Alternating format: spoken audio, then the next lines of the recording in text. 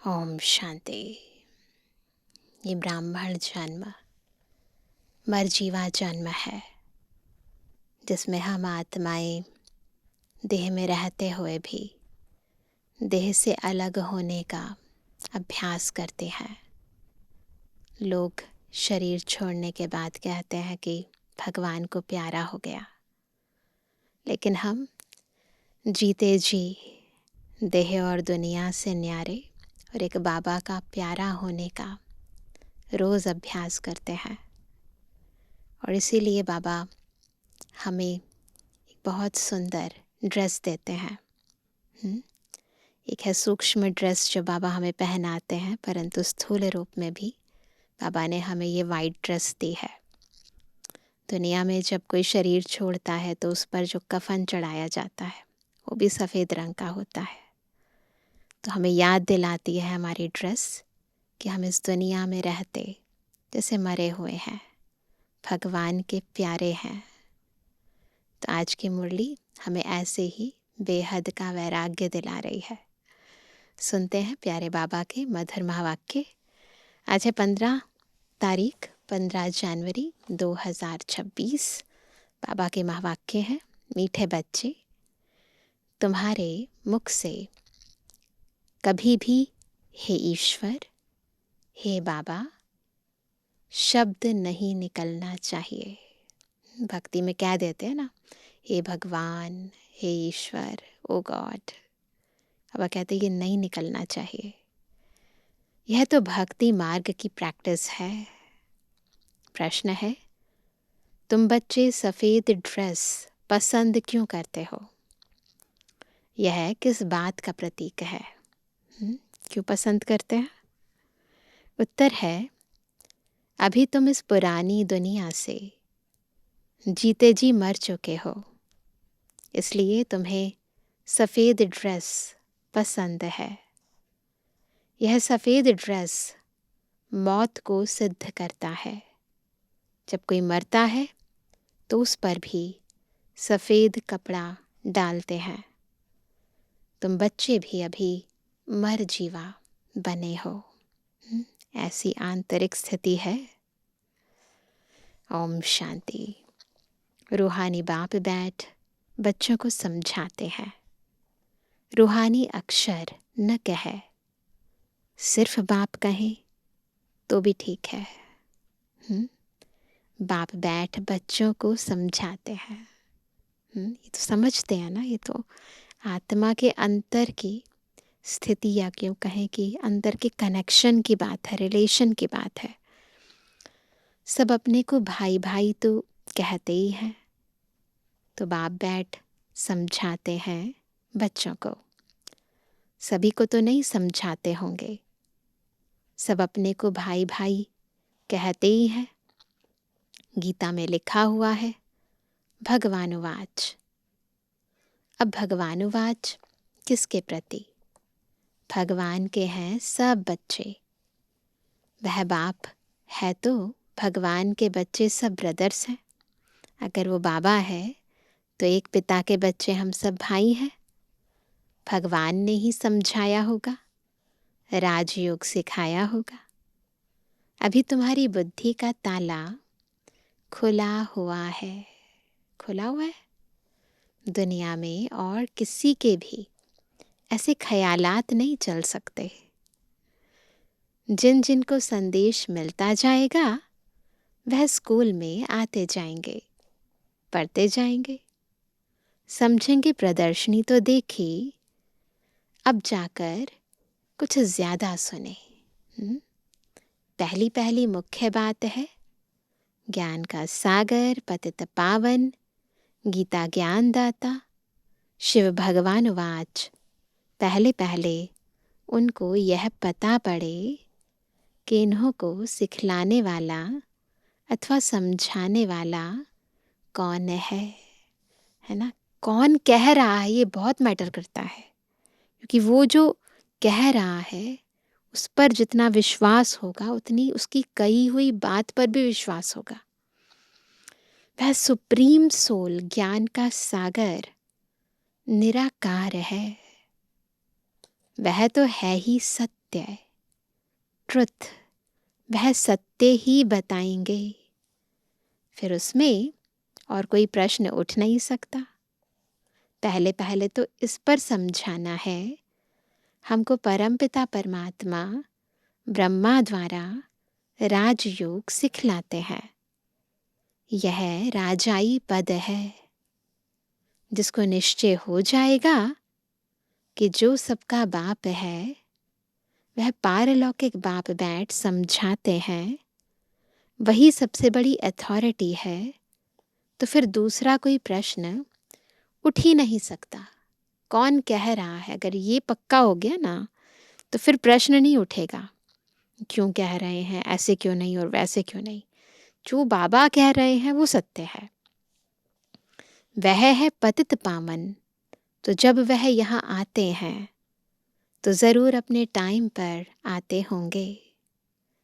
तुम देखते भी हो, यह वही महाभारत लड़ाई है। विनाश के बाद फिर वॉइसलेस दुनिया होनी है।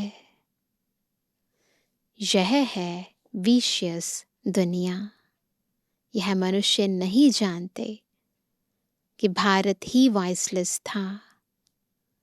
कुछ भी बुद्धि चलती नहीं। गोदरेज का ताला लगा हुआ है, उसकी चाबी एक बाप के पास ही है। इसलिए उनको ही ज्ञानदाता, दिव्य चक्षु विधाता कहा जाता है। ज्ञान का तीसरा नेत्र देते हैं। यह किसको पता नहीं है कि तुमको पढ़ाने वाला कौन है। दादा समझ लेते हैं, तब टीका करते हैं, कुछ ना कुछ बोलते हैं। इसलिए पहली पहली बात ही यह समझाओ। इसमें लिखा हुआ भी है शिव भगवानु वाच, वह तो है ही ट्रुथ। तो पहली बात, कौन पढ़ा रहा है, बाबा का संपूर्ण परिचय देना है। बाप समझाते हैं, मैं पतित पावन शिव हूँ। मैं परम धाम से आया हूँ इन सालिग्रामों को पढ़ाने। बाप है ही नॉलेजफुल। सृष्टि के आदि मध्य अंत का राज समझाते हैं। नॉलेज फुल नॉलेज देते हैं। यह शिक्षा अभी तुमको ही बेहद के बाप से मिल रही है। वही सृष्टि के रचयिता है, पतित सृष्टि को पावन बनाने वाले हैं। बुलाते भी हैं, हे पतित पावन आओ। तो पहले पहले उसका ही परिचय देना है। उस परम पिता परमात्मा के साथ आपका क्या संबंध है। वह है ही सत्य। नर से नारायण बनने की सत्य नॉलेज देते हैं।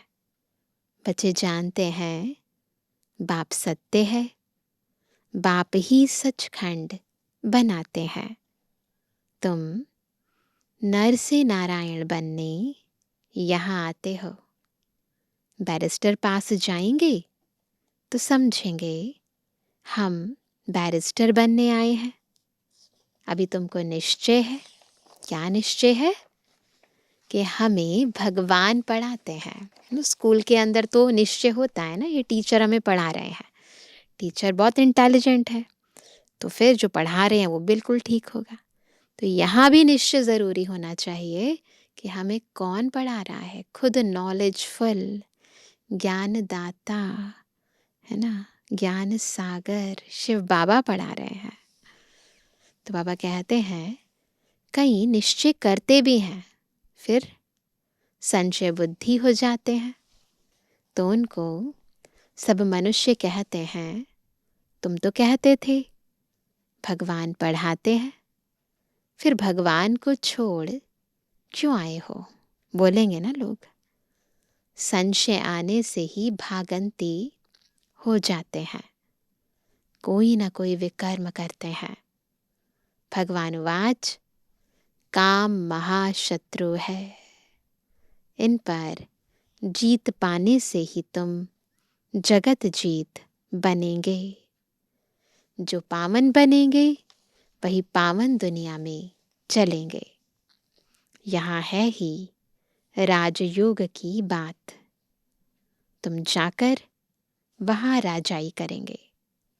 बाकी जो भी आत्माएं हैं वह अपना हिसाब किताब चुकतू कर वापस अपने घर चली जाएंगी। यह कयामत का समय है।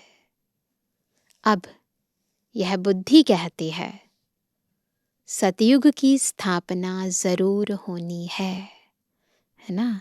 अंत से पहले स्थापना की तैयारी पूरी हो जानी चाहिए, है ना। सतयुग आदि की तैयारी पूरी हो जानी चाहिए, तभी तो फिर सतयुग आ पाएगा, तभी तो आत्माएं ट्रांसफर हो पाएंगी, है ना।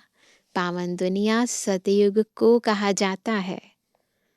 बाकी सब मुक्ति धाम में चले जाएंगे।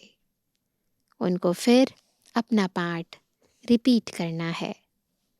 तुम भी अपना पुरुषार्थ करते रहते हो पावन बन और पावन दुनिया का मालिक बनने के लिए। मालिक तो सब अपने को समझेंगे ना। प्रजा भी मालिक है, वो भी कहती है हमारा देश है। अभी प्रजा भी कहती है ना हमारा भारत। बड़े ते बड़े मनुष्य, सन्यासी आदि भी कहते हमारा भारत। तुम समझते हो इस समय भारत में सभी नरकवासी हैं। अभी हम स्वर्गवासी बनने के लिए यह राजयोग सीख रहे हैं। सब तो स्वर्गवासी नहीं बनेंगे। यह अभी ज्ञान आया है। वो लोग जो सुनाते हैं, शास्त्र सुनाते हैं, वह है शास्त्रों की अथॉरिटी, है ना। जो दुनिया के अंदर लोग शास्त्र वेद इत्यादि कंठ कर लेते हैं तो वो उसकी अथॉरिटी है। तो वो लोग जो सुनाते हैं, शास्त्र सुनाते हैं, वह है शास्त्रों की अथॉरिटी। बाप कहते हैं यह भक्ति मार्ग के वेद शास्त्र आदि सब पढ़ने से सीढ़ी नीचे उतरते जाते हैं। यह सब है भक्ति मार्ग। बाप कहते हैं जब भक्ति मार्ग पूरा होगा तब ही मैं आऊंगा। मुझे ही आकर सब भक्तों को भक्ति का फल देना है। मेजॉरिटी तो भक्तों की है। सब पुकारते रहते हैं ना, हे गॉड फादर। भक्तों के मुख से ओ गॉड फादर, हे भगवान जरूर निकलेगा। ऑटोमेटिकली निकलता है। कुछ भी ऐसा कुछ बुरा हो जाता है ना, या होने वाला होता है, या तेज आवाज होती है, तो ऑटोमेटिकली कहते हैं हे भगवान। अब भक्ति और ज्ञान में तो फर्क है। तुम्हारे मुख से कभी हे ईश्वर, हे भगवान यह अक्षर नहीं निकलेंगे। मनुष्यों को तो यह आधा कल्प की प्रैक्टिस पड़ी हुई है। द्वापर युग से प्रैक्टिस पड़ी हुई है। तुम जानते हो वह तो हमारा बाप है। तुमको हे बाबा थोड़ी करना है, कुछ नहीं करना है। ना हे भगवान, ना ओ गॉड, ना हे बाबा। बाप से तो तुमको वर्षा लेना है। पहले तो यह निश्चय है हम बाप से वर्षा लेते हैं। बाप बच्चों को वर्षा लेने का अधिकारी बनाते हैं। यह तो सच्चा बाप है ना। बाप जानते हैं यह हमारे बच्चे हैं जिन्हों को हम ज्ञान अमृत पिलाए, ज्ञान चिता पर बिठाए, घोर नींद से जगाए, स्वर्ग में ले जाता हूं।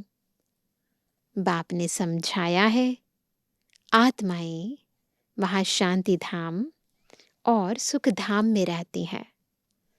सुख धाम को कहा जाता है वॉइसलेस वर्ल्ड, संपूर्ण निर्विकारी देवताएं हैं ना, और वह है स्वीट होम। तुम जान गए हो कि हमारा होम वह है।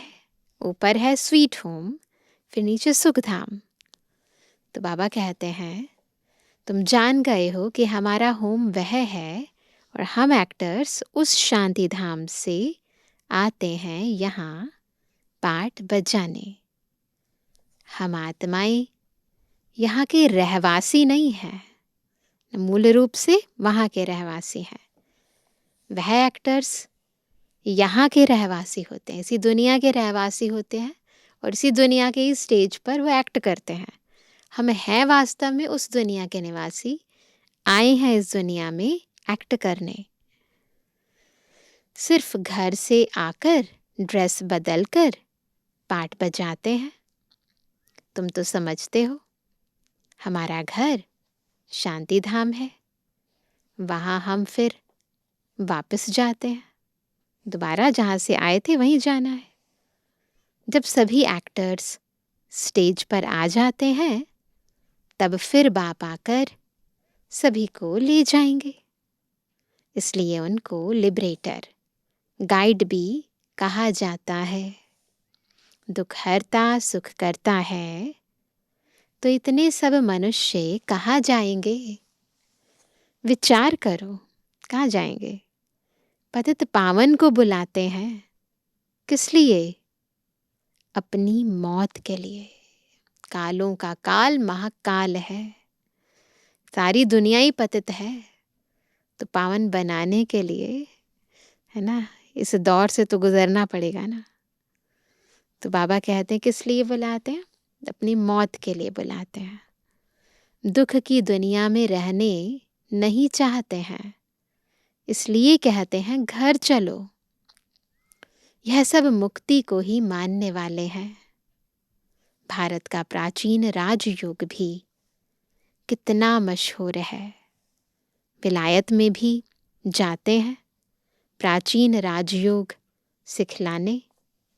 वास्तव में हठ योगी तो राजयोग जानते ही नहीं, उन्हों योग ही रॉन्ग है।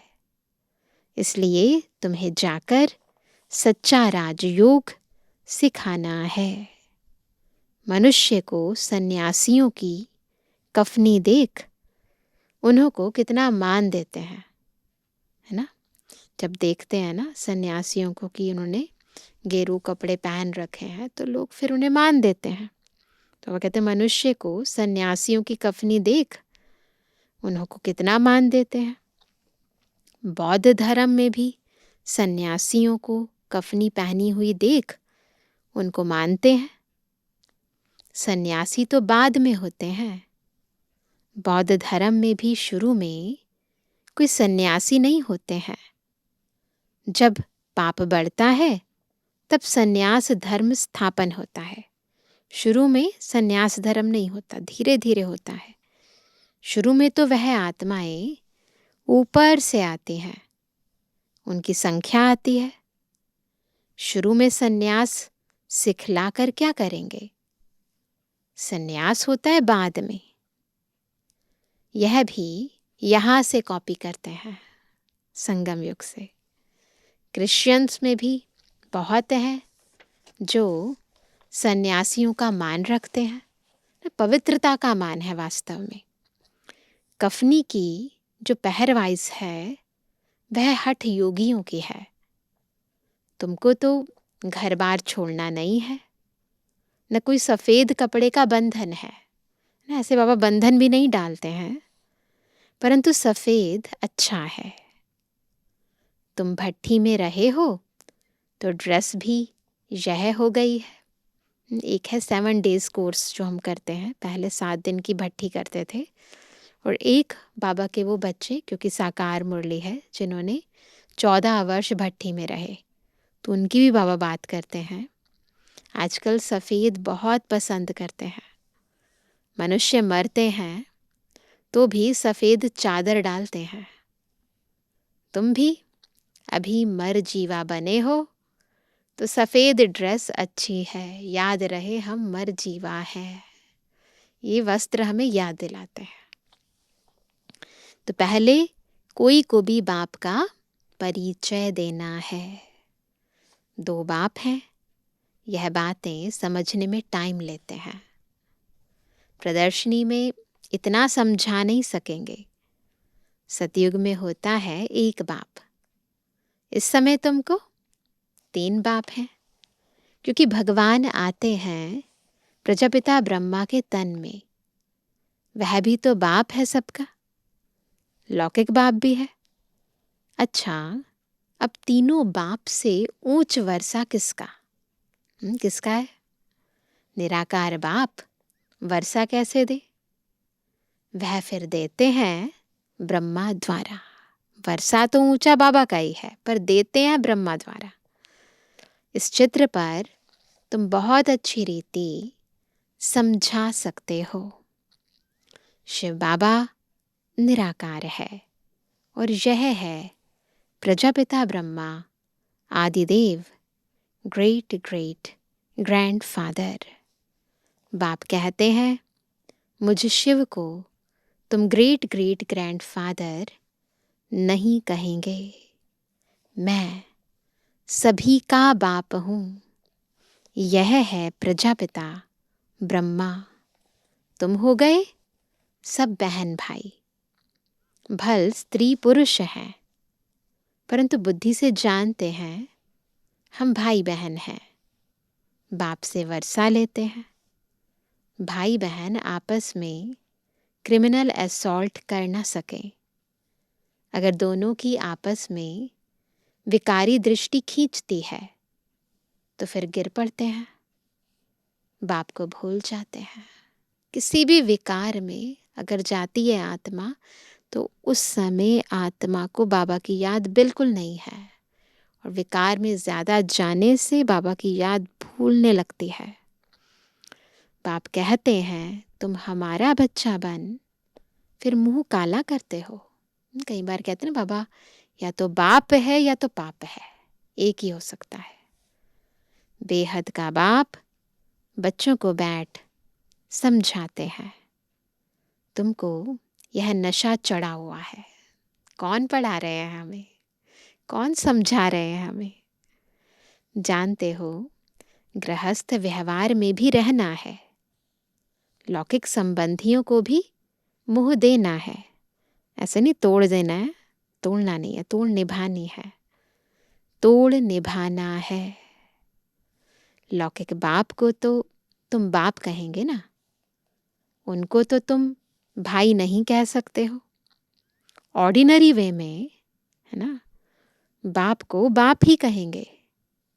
बुद्धि में है यह हमारा लौकिक बाप है ना। ऐसे संबंध में आते हैं तो उसी रिलेशन से बात करनी होती है ना, क्योंकि बुद्धि में तो पता है ना हमारा रूहानी नाता है आपस में। बाबा कहते ज्ञान तो है ना, यह ज्ञान बड़ा विचित्र है। आजकल करके नाम भी ले लेते हैं, परंतु कोई विजिटर आदि बाहर के आदमी के सामने भाई कह दो तो वह समझेंगे इनका माथा खराब हुआ है। तो ऐसे बोलना नहीं है किसी के सामने, ये समझने की बातें हैं। इसमें बड़ी युक्ति चाहिए। तुम्हारा गुप्त ज्ञान है, गुप्त संबंध है, इसमें बड़ा युक्ति से चलना है। लेकिन 1-2 को रिगार्ड देना अच्छा है। लौकिक से भी तोड़ निभाना है। बुद्धि चली जानी चाहिए ऊपर। हम बाबा से वर्षा ले रहे हैं, बाकी चाचे को चाचा, बाप को बाप कहना पड़ेगा। जो बीके नहीं बने हैं तो वह भाई बहन नहीं समझेंगे। जो ब्रह्मा कुमार कुमारियां बने हैं वही इन बातों को समझेंगे। बाहर वाले तो पहले सुनकर चमकेंगे, हैरान हो जाएंगे। इसमें समझने की बड़ी अच्छी बुद्धि चाहिए। बाप तुम बच्चों की विशाल बुद्धि बनाते हैं। तुम पहले हद की बुद्धि में थे लौकिकता में थे, केवल दुनियावी बातें समझती थी हमारी बुद्धि। अब बुद्धि चली जाती है बेहद में। हमारा वह बेहद का बाप है। यह सब हमारे भाई बहन हैं। बाकी संबंध में तो बहू को बहू, सासू को सासू ही कहेंगे, बहन थोड़ी कहेंगे। आते तो दोनों हैं। घर में रहते भी बड़ी युक्ति से चलना होगा। लोक संग्रह को भी देखना पड़ता है ना। सोच समझ कर हमें आपस में व्यवहार करना चाहिए। नहीं तो वह लोग कहेंगे यह पति को भाई, सासू को बहन कह देते, यह क्या सीखते हैं। यह ज्ञान की बातें तो तुम ही जानो और ना जाने कोई। यह हमारी लैंग्वेज है, ये समझने की बातें हैं। कहते हैं ना, तुम्हारी गतिमति तुम ही जानो। अब तुम उसके बच्चे बने हो तो तुम्हारी गतिमत तुम ही जानो। भगवान के लिए कहते थे ना पहले, तुम्हारी गतिमत तुम ही जानो और ना जाने कोई।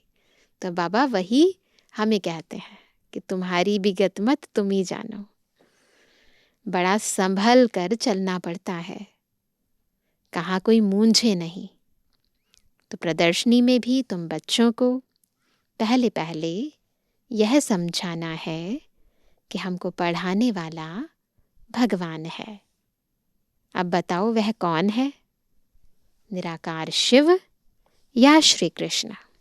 ऐसे प्रश्न पूछो। शिव जयंती के बाद फिर आती है श्री कृष्ण जयंती, क्योंकि बाप राजयोग सिखलाते हैं।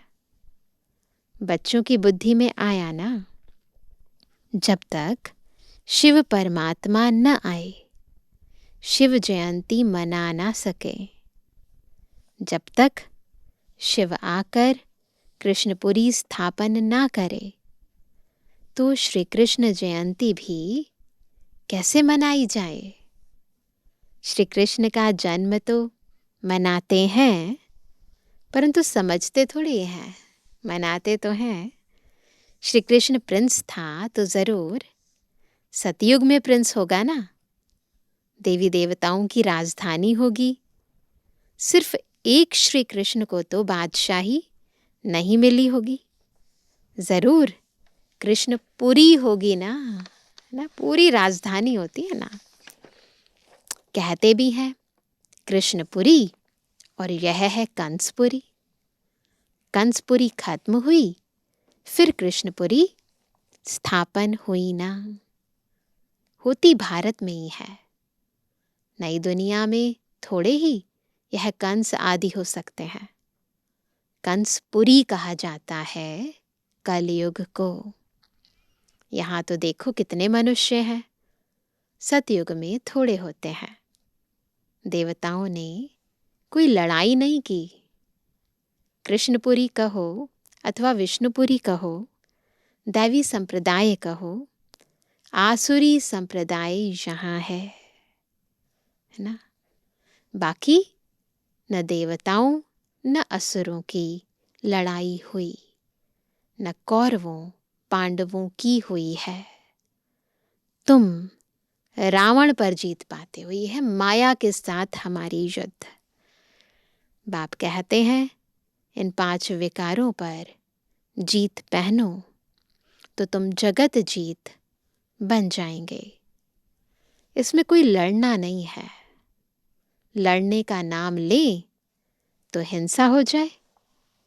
रावण पर जीत पानी है, विकारों पर जीत पानी है, किसी के साथ स्थूल लड़ाई नहीं करनी है, परंतु नॉन वायलेंस से, है ना। सिर्फ बाप को याद करने से हमारे विकर्म विनाश होते हैं। लड़ाई आदि की कोई बात नहीं। बाप कहते हैं तुम तमो प्रधान बन गए हो, अब फिर तुमको सतो प्रधान बनना है। भारत का प्राचीन राजयोग मशहूर है। बाप कहते हैं मेरे साथ बुद्धि का योग लगाओ तो तुम्हारे पाप भस्म होंगे। बाप पतित पावन है तो उनसे बुद्धि योग लगाना है, तब तुम पतित से पावन बन जाएंगे। अब प्रैक्टिकल में तुम उनके साथ योग लगा रहे हो। इसमें लड़ाई की कोई बात नहीं है। जो अच्छी रीति पढ़ेंगे और बाप के साथ योग लगाएंगे वही बाप से वर्षा पाएंगे। अच्छा मीठे मीठे सिकंदर जवानी बच्चों पे जुबानी बाप दादा का दिल जान सको प्रेम से नंबरवार प्रसाद अंसार यादगार और गुणवानी। रूहानी बच्चों की रूहानी बाप दादा को गुड मॉर्निंग, नमस्ते नमस्ते नमस्ते। धारणा के लिए मुख्य सार पहला, भाई भाई की दृष्टि का अभ्यास करते हुए लौकिक बंधनों से तोड़ निभाना है। बड़ी युक्ति से चलना है। विकारी दृष्टि बिल्कुल नहीं जानी चाहिए। कयामत के समय संपूर्ण पावन बनना है। दूसरा, बाप से पूरा वर्षा लेने के लिए अच्छी रीति पढ़ाई करनी है और पतित पावन बाप से योग लगाकर पावन बनना है। वरदान है, अपनी संपूर्णता के आधार पर समय को समीप लाने वाले मास्टर रचयिता भव। समय को समीप कब लेकर आएंगे? मास्टर रचयिता कब बनेंगे? जब हम संपूर्णता को प्राप्त करेंगे, है ना। समय आपकी रचना है। आप मास्टर रचयिता हो, मास्टर क्रिएटर। रचयिता रचना के आधार पर नहीं होते। इसलिए ये नहीं सोचो टाइम आएगा तो बन जाएंगे। रचयिता रचना को अधीन करते हैं। इसलिए यह कभी नहीं सोचो कि समय आपे ही संपूर्ण बना देगा। आपको संपूर्ण बन समय को समीप लाना है। वैसे कोई भी विघ्न आता है तो समय प्रमाण जाएगा जरूर, लेकिन समय से पहले परिवर्तन शक्ति द्वारा उसे परिवर्तन कर दो तो उसकी प्राप्ति आपको हो जाएगी। मार्क्स किसको देनी है? क्रिएटर को चाहिए मार्क्स या क्रिएशन को दे देनी है? फिर समय मार्क्स ले लेगा ना। समय के आधार पर परिवर्तन किया तो उसकी प्राप्ति आपको नहीं होगी। स्लोगन है, कर्म और योग का बैलेंस रखने वाले ही सच्चे कर्मयोगी हैं। आज का अव्यक्त इशारा, इस अव्यक्ति मास में बंधन मुक्त रहे जीवन मुक्त स्थिति का अनुभव करो। जब तक कर्म इंद्रियों का आधार है तो कर्म तो करना ही है, लेकिन कर्म बंधन नहीं, कर्म संबंध। जीवन मुक्त अवस्था अर्थात सफलता भी ज्यादा और कर्म का बोझ भी नहीं। जो मुक्त हैं वो सदा ही सफलता मूर्त हैं। जीवन मुक्त आत्मा सदा फलक से कहेगी कि विजय निश्चित है। सफलता जन्म सिद्ध अधिकार है। कहते हैं ऐसे खुद से, सफलता जन्म सिद्ध अधिकार है और हमारी विजय निश्चित है। तो उसके लिए जीवन मुक्त बनना पड़ेगा। अच्छा, ओम शांति।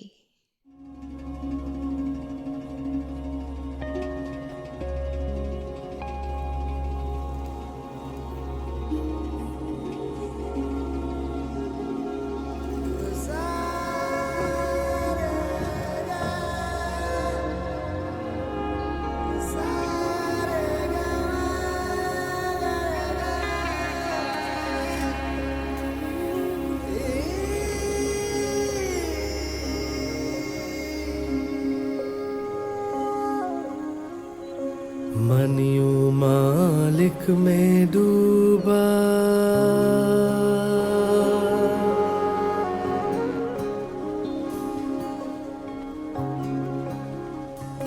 मन यूं मालिक में डूबा रे दुनिया सुराई काया माया लागे, सुराई काया माया लागे। तैरूं जो मैं तेरा दरिया, तैरूं जो मैं तेरा दरिया, हिलाई ना किनारा लागे, सुराई काया माया लागे।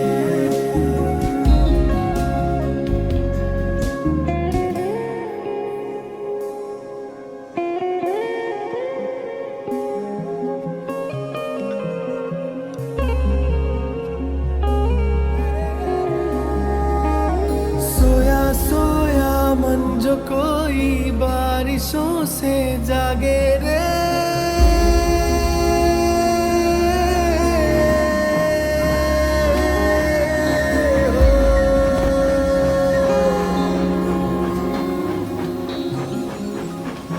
सोया सोया मन जो कोई बारिशों से जागे, भीगी भीगी आत्मा के भीगे सारे धागे, उजाला उजाला है हर जगह,